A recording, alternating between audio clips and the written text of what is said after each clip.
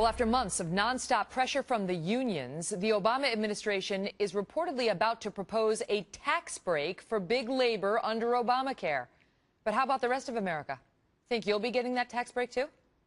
Justin Wilson is the managing director at the Center for Union Facts, and so the unions have been all over the president on this. They wanted him to actually give them the same subsidies that people applying for insurance in the individual market would potentially get. You're not allowed to get that if you have employer-based insurance or union-based insurance. They said, we want subsidies too.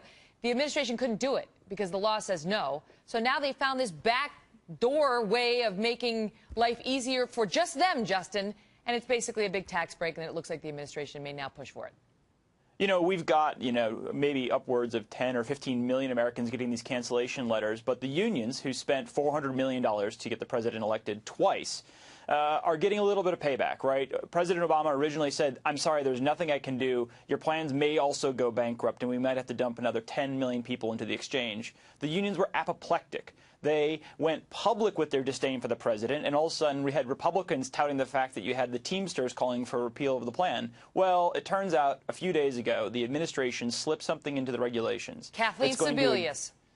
And they're going to exempt plans, and they made it a carve-out so specific that it's basically only union plans that are going to be exempted from paying upwards of $600 million into a fund. Now get this, the fund they're going to put this money into is the fund that's intended to prevent the plans from going into a death spiral. I don't even know where they're going to get this $600 million they're not charging to the unions, but I can imagine that they're probably going to be looking towards businesses for that. That's the question. Once again, where does the money come from? Why do the unions get the tax break that the rest of the American people don't get? And where is this story? Nobody's covering this story.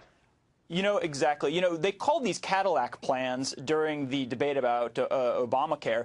These plans provide for hair plugs, they provide for free Viagra, they provide for just about anything you want. The only thing they don't actually provide for is actually getting picked up from your house in a Cadillac and driven to your doctor's office. That being said, they're so incredibly expensive that every employer is looking to their union and saying, these plans are going to put us out of business. Where are you going to be then? And they're going to have to dump all their employees into the exchanges. The unions are, it's hard to explain just how angry they were at this administration. We have never seen the unions come out so hard against President Obama until they actually had what went from a Cold War to a hot war. Well, you know what he's doing now? He's buying their silence with a $600 million payback. We had the Cornhusker payback. We had the, we had the Louisiana Purchase. We had the Cornhusker kickback. I'm going to call this one the big labor bailout.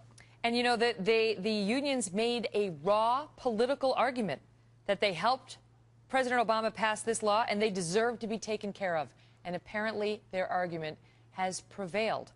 Quick question before I let you go. How do they get this through? Is this President Obama can do this with the stroke of a pen? Kathleen Sebelius can basically do this with the stroke of a pen? Or does anybody have to sign off on this other than them?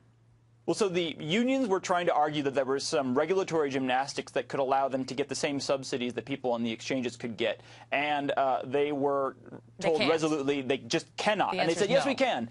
This, on the other hand, is not necessarily prohibited. But I'm wondering how this balances the budget for this plan, right? All of a sudden, we've just exempted another $600 million minimum from what's supposed to be paid into these funds that are actually probably pretty necessary, as we're finding out. I don't know where they're going to get it from. Wow. All right, Justin. Thank you for that.